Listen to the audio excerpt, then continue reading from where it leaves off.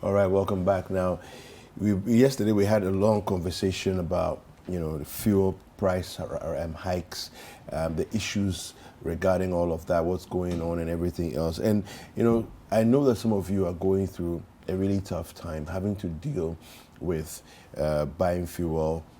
For not just your vehicles, but sometimes even your generators, sometimes other equipment that you're using. I mean, can you imagine people who work on farms, right? Tractors, other machines that use diesel and all of this. I mean, factory workers. I mean, it must be a nightmare, for some of these people. So, I mean, I think that we want to delve a little further into the fuel conversations. I know that some meetings have been held between the GPRTU, the Transport Ministry, and so on and so forth, as to should the prices go up, fares go up or not. They are all a very important conversation for us to have now. For me, I think it's critical. Very critical. The government looks at it and says, look, we have to have an intervention of some sort, because we cannot even, first of all, where we are, 6 cedis, 80 pesos per liter is untenable. It's unacceptable, you see. But, COPEC was suggesting that we are crossing 7 very soon, right? I don't think that the government should sit there and watch the price hit 7. But sadly, it looks like that is what is going to happen. That will be the reality. Because the question you need to ask yourself is, what is government doing to make sure that we do not get there? And we really do not see anything, right? And the unfortunate thing is, now, if these fares go up, it means that every other thing is going up. Yes. It's going to affect everything, and people's income stay same. So this is a major and a very serious conversation that needs to be had. And the kind of atmosphere in the entire nation, is not the best, because everybody is complaining, and rightly so. Of course. Because what is happening is real. There are issues, serious bread and butter issues, like we mentioned yesterday, and we really need to find a way around this. But between now and the end of the year, I do not know. And it's not a matter of prayer. I mean, we don't see anything, being done to mitigate the situation. So we have a story on citynewsroom.com, and it says transport fares may go up, but not from Monday, says GPRTU. Let me quickly just read that for you.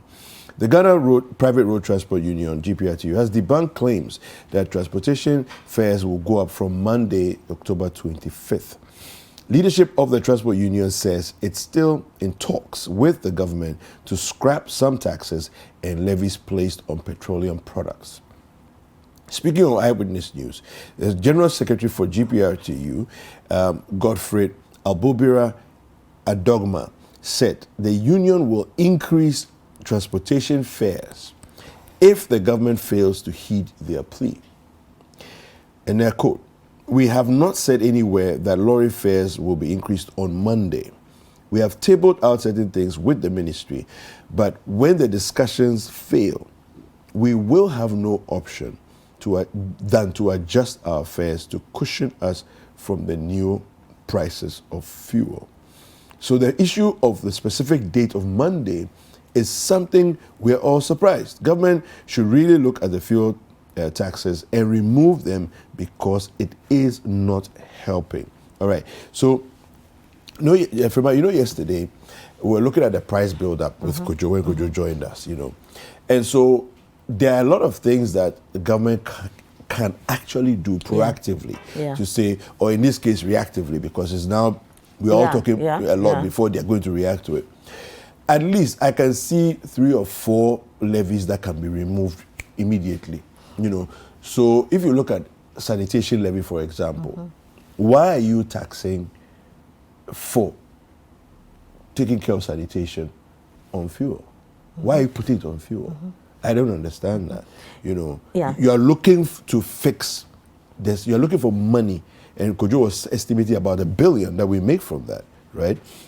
From the sanitation, to fix sanitation from that. How? To me, sanitation pays for itself. Do you see? So think about this. You have waste. Like you suggested yesterday, you have waste. Waste can be converted into energy. What are we doing? No, for me, I think the issue here is we are very laid back people, and we always want to take the low-hanging fruits, approach, the easiest path. You know, so okay, so right now, what can we do? Nobody wants to really go through the mill, you know, to grind and bring out ideas. It's going to be difficult, no two ways about it. But we all need to come together. But that's what leadership and psych ourselves. It's difficult. That is why we also go and stand in the sun to queue and vote for it, because I know I can't do it. I've not put myself forward for anybody to put that trust in me. You say you can do it, because if it comes to, okay, there's nothing that can be done. So let the people come and pay. We cannot suggest this. Of course. Then we don't need leaders, you know. But for you to be a leader, you don't sit down for us to get here. No, you understand? at all. And I mean, this is not sustainable. You can't keep piling up taxes on the people. We can't be doing that, you know. So really, serious measures need to be put in place to make sure that we solve this issue. Now, Caleb of City News has been talking to the General Secretary, right? And so let's go hear what the conversation has been about. So much. This is my second time I was speaking on this same issue on the City TV. And like I did mention earlier, that from June this year, where we had concluded our negotiation with the Ministry of Transport on the margin we are supposed to increase our fares. At that time, per liter price of fuel was about 6.103, where we had agreed at 13% to increase our fares. Shortly after that, we had all issued a communique, all of us signed on it, indicating that we would try to maintain that margin of lower fares up to December. And consequently, government should also do well to make sure all fuel prices remain stable as per the stabilization and recovery levy do sought to cushion. Then we think if that is done, we'll equally also maintain our fares out of December until next year. But a week shortly after that ended negotiation, fuel prices started going up. We saw it was in a weekly form, but by the margins, about some 1 peso, 2 peso, 3 peso, 4 peso, that kind of. But that's all we see wasn't all that significant for us to go back to the negotiation table for any fair adjustment until the build-up had come to 6.8 as we speak now. This actually compelled all the operators in transport to come to a meeting in my office here. Now, what we discussed was that we should have a different approach on this same issue. We don't want to just go by the conventional way of anytime fuel price goes up, we have to increase fare and that kind of thing. Rather, we should look at it from the different angle that there are certain taxes that are imposed on fuel now, which some of them seem to outlive their usefulness, and then they cannot even help the situation as we speak now. So based on that, we mentioned about 7 of them to write to the Secretary Minister and then to forward it to the government so that if those levies are removed, it will help to bring the fuel prices down. One will ask whether if those levies are removed, whether will we reduce fares? The question is that if they are removed and then they come down beyond the 6.1 as of June, definitely fares will come down. But if they remain stable, the truth is that our fares also remain at where they are now. If we look at it properly, all transport operators actually also think about our customers, which is generally the traveling public in Ghana. When we just in the simplest way or the easiest way, just transfer the burden of the margin of the fuel onto the customer, which is the traveling public, definitely it will reach a time that we will not have the passenger turnout to meet our number of vehicles that we have. Each day, somebody will buy a car and join any of the unions. Each day. But supposing each day, lorry fares also goes up. definitely it cuts off some other persons from traveling.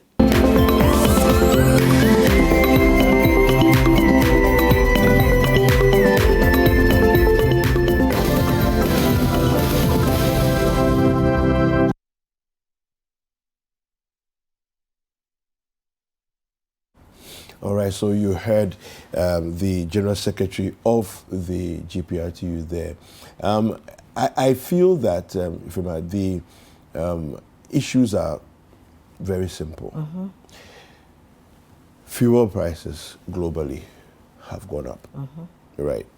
We are producers of oil. Mm-hmm. There's something wrong with the picture where we produce oil and yet we pay so much at the pump. Something is not right about that picture. When did you notice this? No, after there's something not being right. So our leaders should not come and sweet talk us and try and brush away the issues and make it look as if they are helpless. Like you said, yeah, there's a reason why we voted you. We didn't want it. You said you wanted it. Yeah. We voted you. You're there. Deal with it. Fix the problem. Yeah. All these levies and whatever it is that you're... Listen, I remember one time there was... I don't know if you remember which administration it was under. Politicians, typical. Excuses. Say, oh, it's due to external factors. Listen, external factors, we all know that if the factors are external, it's nothing to do with us. But what are you doing internally to be resilient? Do you understand? So that it protects you against the external shocks. You know, but David, if you even open up the conversation to look at other sectors, you know, our attitude is the same. Floods, it's raining, people are getting flooded. Next year, it will rain. Yeah. What are we doing? Last year, it was raining. We sat in this country where we saw rainwaters come kill over 100 people. Yeah. You understand? Still, we are being flooded. Sanitation has been a problem. Why can't we even enforce people to change their attitudes? Why are the laws not working? Question. You understand? Why are we not enforcing? That is the issue. We just leave things, we set rules, nobody is enforcing them, nobody is implementing them. People are doing what they can because they think nothing can be done. Of course. We have fantastic scientists here, we have researchers here. Why are we not able to generate this from that? Why are we not able to do certain things, you know? Yeah. But we have all the men with the big titles taking fat salaries and nothing is being done. The sad part is, it is you and I, you know, normal citizens who have to bear the brunt of these issues. Yes. Because if the roads are bad, we have the leaders, the politicians, those in authority driving better cars. You know, you will have to be sitting in some rickety trotro, some taxis, because the taxi driver can't also afford to be fixing their cars every day. So the problem, those at the bottom of the ladder are the ones always suffering. Take the brunt of the issue. All right. Well, so let's go over, you know, yesterday the GPRTU had a conference, you know, and they have been raising some issues, and the fuel price hikes also was part of the agenda for yesterday's meeting. We have the General Secretary, Mr. Godfred Abubri, on the line, and we're going to find out from him what exactly happened. Thank you very much, sir, for joining us on Breakfast Daily. Mr. Abubri. Yes. Good morning, sir. How are you doing? I am great. I'm good. Wonderful. So what was the outcome of the meetings that you had? The outcome of what? The meeting with the transport minister. The meeting that we had yesterday was our meeting and accept this. Our issues are yet to be completed for us to have a final meeting with the Central Ministry. But the meeting we had yesterday was the GPRTU meeting for the disaster report. Now, where the primarily all use of funds in disaster region are not only. All right, Mr. Boberi, it appears your line is not very good. We would have to call you back. So we apologies for that, that terrible line. We will call him back and hopefully on a better line, and we can speak to him so we can hear the thoughts that he wants to share with us on that. But like you say, I mean, we need to, the leadership, you know, at every level needs to understand that your role is to actually match up to the problem that exists and deal with it, solve the problem. That's why you're there. We have the right to complain. Yes, we should. You don't. We should complain, but you don't have any right to complain. You don't have the right. No, you don't have the right. You know, and so I think it's very, very important that leaders have this understanding. Yes. So if you are putting yourself forward, you know that I want to be a leader. Know that when we are sleeping, you must be awake. Yes, and working. You know, if we are crying, you must give us solutions. Yes. If we are complaining, you must give answers. Yes. You cannot join us in complaining. No, exactly. It doesn't work like that. Anyway, you know, over in the Ashanti region, we also spoke to some people, you know, sharing their thoughts on the challenges that they're experiencing. Of course, yesterday we brought you voices from Tamale and Takoradi. Yeah. Today, we want to hear from the Ashanti region. Let's find out what's going on there. With the recent hikes in petroleum products, I've come to some lorry terminals in Kumasi to find out how it is affecting the various stakeholders. I'll be talking to drivers and also other road users, particularly vehicle owners who are also being affected by this. My name is Edward Upon Malfo, and we're trying to get to talk to people to know what they think and what they want authorities to do. Serious and very disturbing. I don't understand what is going on, to be honest with you. You buy and get certain amount, and the next day when you go, then it will jump. It's very serious issue, yeah. To be honest with you, I can't tell whether it is the taxes that is too much on it or something. I can't tell. So if maybe they can reduce it small, it will help. Because when fuel prices increase, it affects everything. Those who are the farmers who are bringing in food and everything, it affects everything. So if the authorities can do something about it, the fuel increment, then it will help, to be honest with you. Yeah. It affects me pa. Na kakra me can say, ade aba na ye kire ma dwene say, udi income tax ya che. Now udi fuel emia income tax so ka wura na etwa. Yeah, drivers na yan so ye de petrol ni be ye adwuma e benya bia commerce ka wura na yeso anya bi de didi no. Wo de income tax na che ka wura fo. E na wo de ye chefa kakra e benya na. Wo di ma ye di to petrol. Enti kwan na wo de afa so ne de ya driver for de ka se ani age ho na ye toro. Sem ye MPP ni o, sem ye NDC ni o. O man no so obeba ma ye ho atoyen. Na afi so ye hu sa ho to ne de. Ye sense wo hwe no onye ho no bibi kakra ma ye. Woni me ya adwen. So ti ase. Obama say 7 pedia ye nim say Obama ye ho atoye but ade an na ye tua e de ba ban ni mu aye ka awurafo ne tua no wo de ache wo ana wo de aba be she petrol ni petrol so yeso davafo na eto e say uto petrol e ko 300,000 1 gallon e ko 300,000 nti e say obetimi 300,000 aye adwuma nya sen ulo du ko a o ba di empty ulo du ko a o ba di empty. So, tiesa ban say won hwe from no onye bibi kakra mfa homaye. Sa na hype pa che say e ba sa na wo nti ka wura no nti sisi ne so ma so nti wo kakra nka benya de betu aduane e de na che say wasa ade asofu we no ade atofu we no.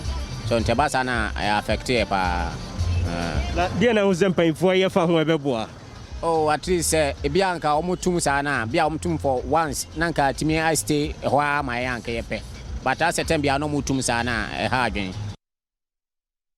Right, so these are some of the sentiments from Ashanti region. The problem is one of a national one, you know, people from everywhere. So now you've heard from Tamale, you've heard from Takoradi, and this is Ashanti region. I don't think that other areas will be any different because the price cut across. Yeah. We are all in this country having to pay the same thing. Yeah. Now, they are also raising a very important issue there with the income tax, you know, that has been scrapped off, and so car owners don't have to deal with that. Yeah. But then you who buys the are fuel. a worker, you know, you who is working for someone, you have to now be paying so much because you go to the fuel pumps, you have to pay this much. You can't tell your car owner to buy the fuel. Do they care? Because they probably will also have to take care of maintenance and other things. So they also indirectly have to be paying more on spare parts, on, from everywhere. Because the moment we have fuel price increment, the problem or the challenge is everywhere. So you go to the fitting shop, you have to pay more. You are on the road, you have to pay more. You are buying fuel, you have to pay more. So in part of the market, you are paying so much. And this is the real issues that we are dealing with. Yeah, we spoke to some people in Accra as well. Let's take a look at what they said. In Ghana here, how the government is doing as Masa is if you think about it, you can't even understand it. We will vote for them, and later we will come and suffer. Well, maybe for some it's more than the others, depending on your income. So yeah, obviously yes, I think so, and it affects everything apart from driving a car. It affects running a generator and stuff like that, especially if there are some, light off or doom saw every now and then. You make your schedule, your budget for the week or for the month, and now it skyrockets. How are you going to do it? Going back to sit again and draw? It's tight. The way at which they increase the prices is so, I don't know the right word to use. You sleep and wake up and there's increment. So it is affecting everything. In fact, the price of fuel, definitely it has gone up. But what can we do? We can't just do anything by just to manage it. So if you know you have a long distance to go, you just have to go and park your car somewhere and join a trotro. Personally, I'm spending more on fuel because I live in Tema and I work in Accra. And looking at how much I spend on fuel, I have to budget more now, take money from places where other sources. So it's gone up, but then at the same time too, speaking to some of my people outside the country, I think it's a common issue worldwide.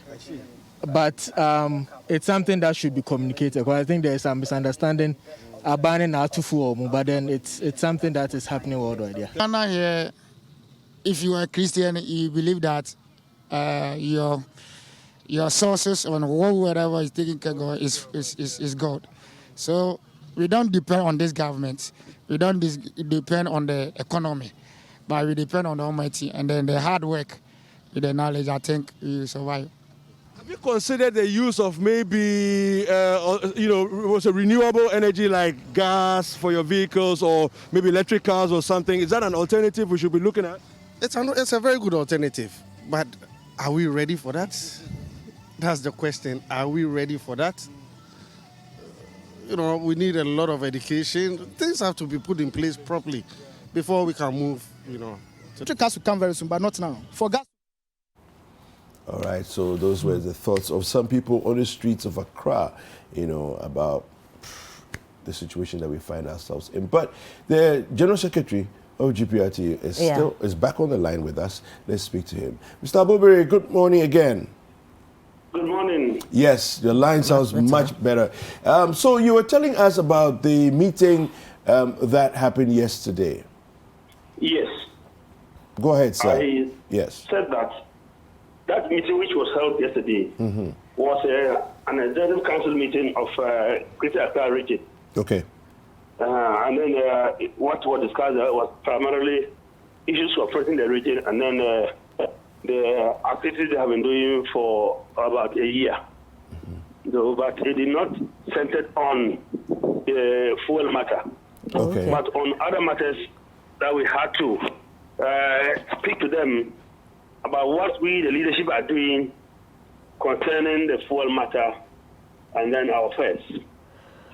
Okay. So the issue of fares going up, that you said that the fares are not going to go up on Monday. Where are we with this? And do you have hope that the government will respond early enough so that you don't have to increase fares? Yes, we are saying that looking at the margin, looking at the margin from the June discussions which the prices was settled on 6.13 per liter. Now it has gone to 6.8 per liter. And then the calculation is stands as of now about 30.5 or 0.6 per gallon, which is far higher and higher than what it was before we increased the lorry fares by that time. So what we are now saying this time around is that we think they should rather reduce or remove some of the levies. Okay. And if the levies are removed, it will bring the fuel prices down. Yeah. And if that cannot be done, then obviously we would have no option than to also increase our fuel by our fares to match us the increment on the fuel. Yes. So, I mean, with a GPRTU, you travel the entire expanse of the country. You have drivers that go as far afield as Paga and everywhere else in the country. What are your drivers generally? What's the general sentiment among the driver, community? The question is, what is their complaints of?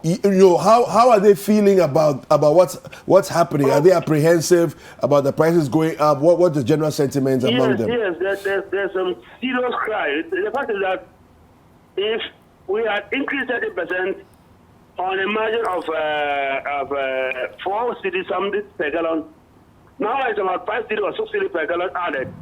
Obviously, they are yielding for us to conclude our discussions and then increase the fares for them. That's the only way that can cushion us. Okay. They are all complaining that we think that it has to be done in a way, not just to rush and then make sure we would just shift the burden onto our customers, which are the traveling public. Yeah. Yeah. All right. Mr. Abubiri, thank you very much for speaking to us. I'm sure we'll get updates from you after the subsequent meetings with government. Yeah. Thank you very much. Thank you so much. All right. Okay, so that was the General Secretary of the GPRTU. And I think that the driver's call, it's a genuine one. It's a genuine one. Because if the fuel prices are going on, I mean, we have to pay fares that will match up with the increment. Yeah. And of course, you know that the burden is going to go on the final consumer, the user. You and I. Yes. Yeah. When people talk about, I know we have to go for a break, but when people talk about it's a global problem, super, it is a global problem. What are we but doing the heat, locally? You understand, is the problem. And I don't think that there are other ways that people are being supported. I.e. better transport system. Yes. So if I don't have money, if I'm driving, I have to get to the office early. And I don't not to thank you very car. much. I can decide that I'll join a public transport.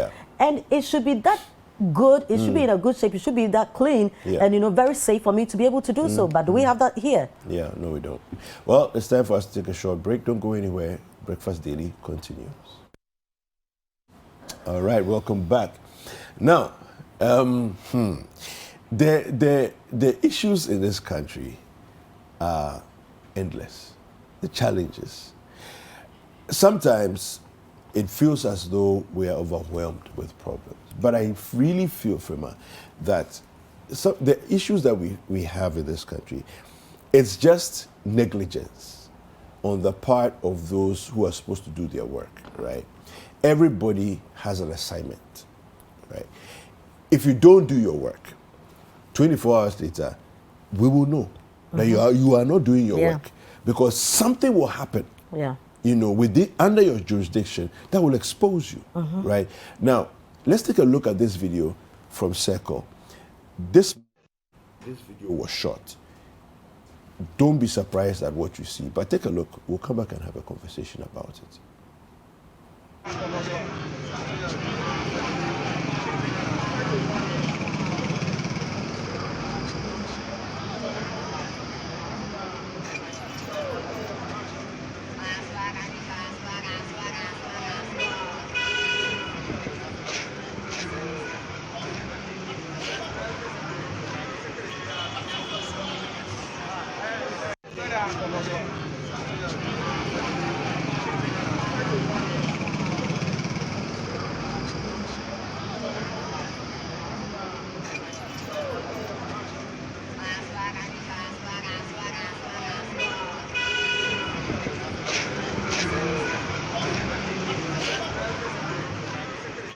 Right, so what you just saw is in Accra, right behind the fire service at the Kwame Nkrumah Circle, in the heart of Accra. This is what is happening, and this is this morning. You know, sometimes when you talk, it gets emotional, you know, and it is very, very sad.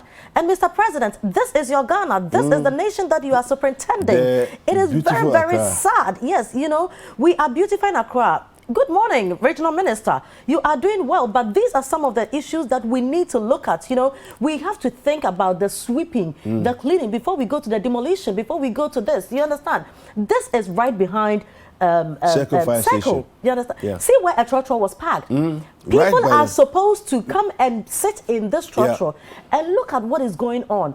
In the first place, who are the people putting the rubbish there? The market people. Why do they even think that they can do that? Why do they feel that it is right for them to put the rubbish on the floor?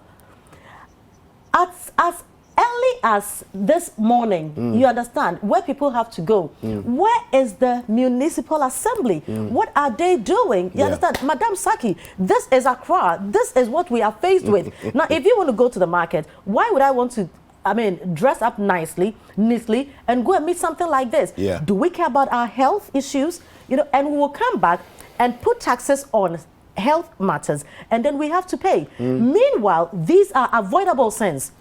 Why do we have to be doing this to ourselves? You know, beyond everything, why are we like this? Why do we have this kind of attitude? Because in the first place, why do you have to think that it is okay for me to put this paper down just because we have somebody who will clean it? It is not done. So yes, the attitudinal problem is bad, because I'll give you an example, and I'll draw it back to this thing that this video that we are looking at here. So on Sunday, I was in church. And, you know, we have communion service every Sunday after church. And so you have the little communion cups. You know, they are sealed, right? The wafer is on it and everything. Now, how can it be somebody else's responsibility when you are done taking the communion to come and sweep up your communion cup? How can it be somebody else's responsibility? But our attitude, our mindset is that, you know, I'm done with it, let me drop it on the seat. Somebody else will come and take it away. This is what they're doing here at Circle. It's the same thing. I actually called somebody out and said, you cannot do this. I said, please, pick up your cup. You can't leave it there. You know, so it's the same thing here. People are having the market, the process of market is selling produce to you. There'll be sachets of water, bottles of water, black polythene bags. There's waste from food products that they've sold, spoiled fish, rotten fruit, whatever. It's all there. Who should come and clean up this mess for you? You know, so the problem is, one, where are the people who have to clean it? Okay, now, so Circle is under collective, right, not AMA. So the issue is people have been paid to make sure the market is clean. Now, at what point do traders come to work? All right, and so at what point are those who are supposed to clean before the market people come expecting to come to work? Right. So the issue is the attitude issue cuts across of the entire system. Why are people not taking their job seriously? So market women are in there. They will generate refuse, because wherever you find people, they will generate refuse. You understand? Where do they have to put the refuse? Because in as much as we are talking about why are they putting things on the floor? So Mr. J. This is forced at your doorstep. Right at your doorstep, Mr. MCE of Klotekole, this morning, this is what's happening under your watch, all right? And so I don't know what exactly is the system that you've put in place. Why is there not a receptacle for them to put the boiler into? Why are they putting it on the ground? Yes, I'm calling you out, Mr. Ejiteria. You are the municipal chief executive for Klotekole Municipal Assembly. Why are there no receptacles in that area for the rubbish to be put in? Why is the boiler on the floor, on the ground? where they're, like you said, business is going to commence this morning. Yeah, and we know. Yes. We know when the market people will come. And by the time the business commences, this rubbish is still there. And they're going to add today's rubbish to it. Of course. You know, so the issue is, why are leaders not upping their game? Why are they not making sure that they are discharging their duties? You know, this is not something that, I mean, it's not too difficult to do. No, and it's not isn't. Something that we need to be clapping for you. No, Even if you do it, because at all. this is what you have to be doing. This is what you signed up for. You get what I'm coming from. And my issue is, we should not be okay as citizens to also feel that, this. okay, so they are not bringing the bin, so maybe I'm going to put it there.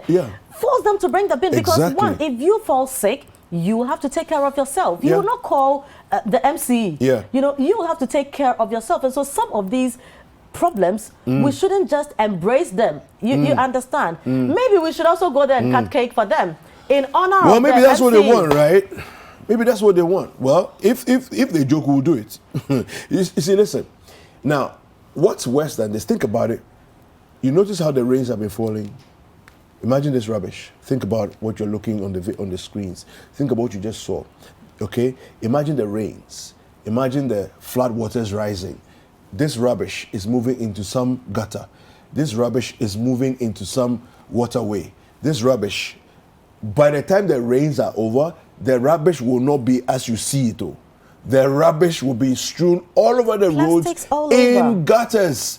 And this is how our gutters get choked. And, you see, and then the flood waters rise. So you see, just as we always talk about, we are sitting down, we see this, like you've mentioned, it's going to rain. We are all watching. And this is cholera breeding. Oh, yeah. We are sitting down. We are waiting. And then in 2 weeks, we'll come and say, there's a cholera outbreak. As if we don't know what happened. What caused it? This is what caused this cholera outbreak. And we are sitting down, doing nothing. Yeah. Who put the rubbish there? They know. How come the market people have agreed that we will... That it's okay to do for this. me, the mindset that everyone is okay, they've all come into an agreement, right, that we will put the rubbish there and everybody is okay with it. Now, if you get up to speak against it, you'll be the enemy. Yeah. You get it? Yeah. Why do we think it is okay? That's what I don't get. Why does the MCE think that, okay, so they don't have any bins there, they don't have receptacles there, they should put it on the floor? You know, because that is the conclusion I would draw. Because if you do not want that, and if you don't think like that, this will not be happening. How difficult is it to put bins there? There's no rocket science. No, it's not. No, it's not. You see, so listen, we need to do better as a people. And those of you who are watching us this morning, I'm sure there's chaos in some part of the city where you are, some part of the country where you are, some part of the town where you are.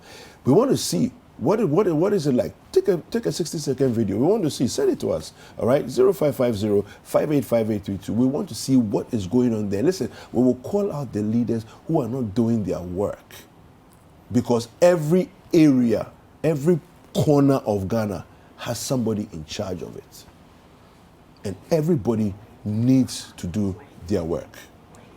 Everybody needs to do their work. All right? We're not going to accept it anymore. Right, so I think we can talk about other things, because Ghana problems, we can go on and on and on and on. But, you know, Anas is our security correspondent. He is at the Regional Police Command. You know, and let's talk to Anas and find out what's happening. He is doing there this early morning. Hi, Anas. Welcome to Breakfast Daily. Thank you very much, Prima. Right, so we know you are the Accra Regional Police Command. What is going on there? Why are you there? Thank you very much. I can see that last night we were here and all 4 suspects in the fake shooting of Shatta Wale case were here himself. We had Reverend Bishop Apia, he was also here. 2 others, Eric Venator and Kojo Owusu Cranton, they were all here. They were detained. They spent another night here in police custody, and their charges, as they were given, causing fear and panic, and also publication of false news. We are back here this morning because we were told that they will be taken to court and these charges will be actually, the state will be pursuing these charges against them. When we came, I actually met Bishop Appiah at his cell here at Accra Police Command.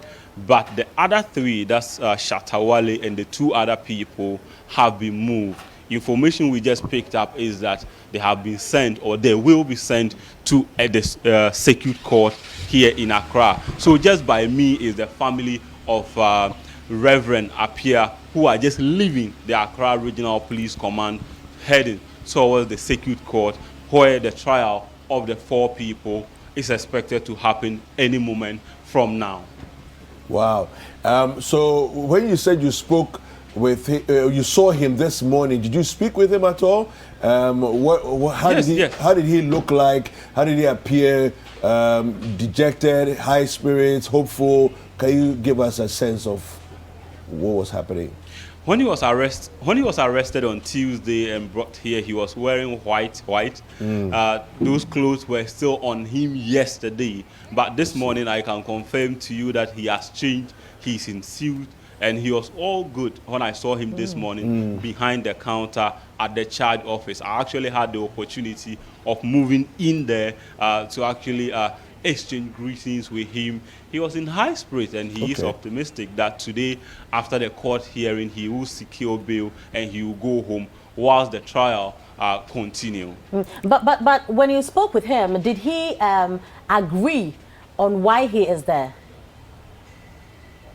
Okay, these were matters that he didn't actually want to go into. I just exchanged pleasantries with him, and he was like, he's in high spirit. He knows that the Lord will indeed help him out of whatever that's happening currently. And he made it clear that for him, he's very resolute in his God, and that he will come out victorious in this particular case. He didn't want to go into the merits of the case, discussing whatever that happened that led him to where he was this morning. I see. Now, did you set eyes on any of the other 3? No, because as at last night, when we were leaving here around 7 p.m., they were still here in custody. But they have been taken out, and my sources within the police actually indicate or informed me that they've been taken out to be prepared for court later this morning. Right, so for the pastor, do you see any followers, supporters, maybe church members coming around, people coming to support him? Familiar faces, they've been here, or they were here on Tuesday, yesterday, and they are still here. The wife, Viviana Appiah, and some church elders have been here since that day. They were the ones that just joined the blue Jeep, and they were leaving here for the circuit court. Few of them, about 5 of them, were here this morning when we got here, some few minutes before 8 a.m. Now, in times past, Shatta Wale, when he's moving, into any kind of space, there's always crowds of teaming supporters, fans, following him, and this time around, there doesn't seem to be that air of the Shatta movement, as they call themselves, following him about. What do you get a sense of what's going on here as far as this particular issue is concerned? Is the police restricting people from coming in, or people are just not as interested in pursuing the matter on the ground? Okay, what I can say is that if you look at the issue that happened at the VGMAs that led to his arrest and the arrest of Stoneboy, I can say this particular one is a bit different, because what happened the first time was between 2 feuding factions in the dancehall industry. It was like showing support to your art. But in this particular case, it is him that has been picked up. And if you look at what he wrote on his Facebook wall, it was an admission that he actually lied, or he peddled untruth about him being shot. And he even indicated that he apologized for taking the phones of the other crew members of his. So in this particular case, he's innocent according to law, but his own write-up gave him out that, yes, I lied to the public about my shooting. So I don't think he's been able to court the sympathy that he had in the first case when Stonebwoy pulled the gun on the stage of the VGMS. So I think that's the difference. But talking about the crowd following him here, they were here. And they've been here since the night he was taken yesterday. The whole day they were here at the police command. We left some of them still here. Some of them were here when we were leaving after 7 p.m. Kaftan was here, Bulldog was here, his father. We had Baron and some other people from his team who were here. None of them none of them were restricted by the Ghana Police Service. They were all allowed into the inner perimeter of the Accra Regional Police Command. They were given seats to sit down. They were here. They walked about. They had access to him. That was a commendable part of the Ghana Police Service. They had access to him where he was detained. A number of them walked in, greeted him. Some even sat down to have conversations with him where he was detained yesterday. So the fans were still here. They had their time with him. But how is his mood generally, you know, when you spoke with him, Shatta, how has his mood been? Because on social media, we saw him in handcuffs, you know, and he had a smiling face. Does he understand the gravity of what is going on? Is he taking it seriously, or he still thinks that, well, this is some kind of move that can actually even big up my album? Initially, when I met him around 1 p.m., he was in high spirit. And this was after just spending the night. But I believe definitely his mood changed later in the evening around 5 p.m. when his lawyer walked up to him and told him that, please, I'm sorry, but you'll be passing another night here because I've not been able to secure bail for you. I think at that moment he would have known that things are actually serious, and whatever reason or whatever thing that he was thinking about before he turned himself in wasn't the same, and things had changed. So talking about mood, we will see his actual mood later in the morning when we move to the circuit court, where his charges will be read out to him and his plea may be taken, or the police may actually ask for the court to remand them into police custody or prison custody for further questioning or further investigation to be done. But Dave, for those who came in to support him, his father, Bulldog, and the other people, I don't know if there were, like you mentioned, a crowd. Can you give us a rough estimate? How many people were there? What was their demeanor like? You know, how were they behaving? What was their mood themselves? First of all, they were around 20. They were around 20 in number. And talking about demeanor, these were people I can describe their mood as broken. They were shattered when they came here. Because, for instance, in the morning around 9 a.m., I saw Kaftan. I walked up to him. We greeted. We were cool. And I asked to speak to him. But he was telling me that, look, I can't talk to you now. I am not in the mood to speak to the media. And he mentioned that to me clearly. If you could see it on his face, and the other fans who were here, they were actually very worried, very troubled. That, again, evening time when it was communicated by the council that he would not be going home again, we realized that they felt more dejected at that time, because to them, they were going to go home with Shatta Wale. They were going to make a lot of posts on social media and all that, but they were told that the law must work and he will be sleeping here again, then he will be taken to court. All right. Anas, thank you so much for bringing us the updates. We hope to hear from you a little later in the day. All right, so we'll be speaking with Anas Seidu, who is our security correspondent, and bringing us updates on this conversation that's going on and what is happening. You know, for me, the law must work for the farmer in their farm plains as much as the law must work for the politician in the ivory tower, honestly. That's for me. And I'm glad that we're seeing what we're seeing. So it's a question of law? Well, tonight, you know what Well, we say. so talking about a question of law, we've been joined by our very own colleague, Salom Adonu, who is a legal practitioner. Let's get more understanding into what is happening. Welcome to Breakfast Daily, Salom. Thank you so much, Prema. And should I say belated birthday to you? It's a dynamic one, I guess. Oh, yeah, for dynamic one it is. but let's look at what is happening now, you know, with the whole shooting prank incident with Shatta Wale, Jesus Ahmose and all. Salam, we've been following the story, and I believe you've also been following the story. I mean, where we are, you know, they were denied bail yesterday and all that. Jesus Ahmose's lawyer has been speaking, you know, he thought that, hey, this is just a misdemeanor issue, and so he must be given bail and all that. They are going back to the courts today. Bring it up to speed what the law says about all these things.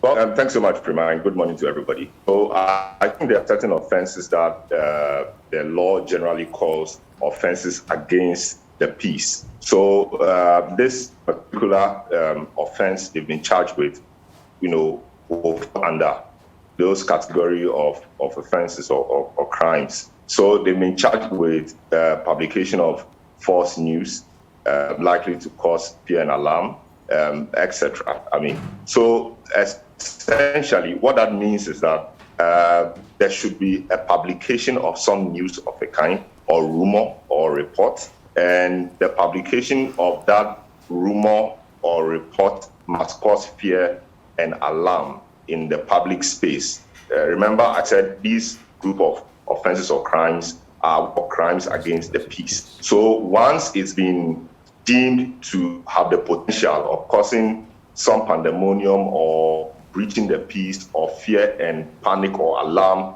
in the public space, then that should be a matter of concern for the state. And so the police and other law enforcement agencies will have to quickly come in and see how things will work.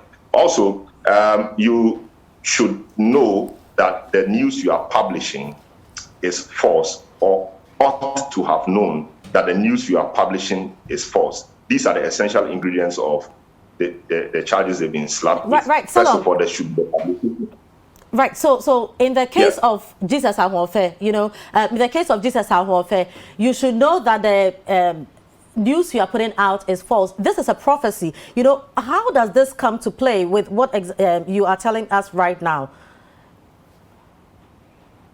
So Jesus Ahmose is quite interesting because that is prophecy. You can say that he was under the inspiration of the Spirit when he made those pronouncements. And I'm just wondering how the court will be able to prove that indeed at the time of making the comment or the publication, he knew that it was false, or he ought to have known that it is false. That is a tall order for the prosecution, or the police in this case, to deal with. But of course, they have conducted their investigations, hopefully. We don't know what they have. I'm sure when they get to court, we will have a sense of what they have. And once they put that on the table, the defense lawyers will also try and prepare themselves against that. Fortunately, for now, with the law the criminal law now, and per our criminal jurisprudence, there's what we call disclosure. So you must put all your cards on the table. So every single evidence you have against a particular accused person, you must put that on the cards on the table, so that the accused will also put their defense together properly. So it's a tall order. Mind you, the standard of proof for criminal matters like this is beyond reasonable doubt. And that's for good reason, because you do not want to jail or kill somebody when in the end, you know, it might not have been him.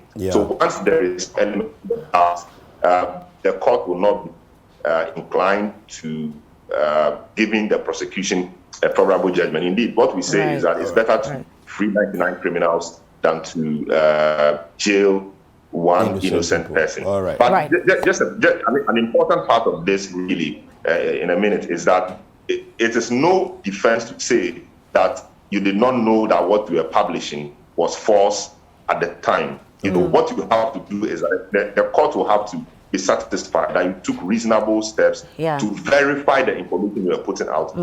And so if you're able to prove to the court that you took reasonable steps to verify the information and you are convinced that it's true, Thank you put it up, that could help you. Great, thank you very much, Salom. Thank you very much, Salom. You know, so this is where we are. You know, so I find this as our first case very interesting because he also said Charles is going to be shot on the 18th of October. But if he prays, if he gets a pastor, you know, so did he get a pastor to pray? That is why he wasn't. It's going to be interesting. It's quite interesting. Yeah. All right. Well, Breakfast Daily continues. Don't go anywhere. There's more to come.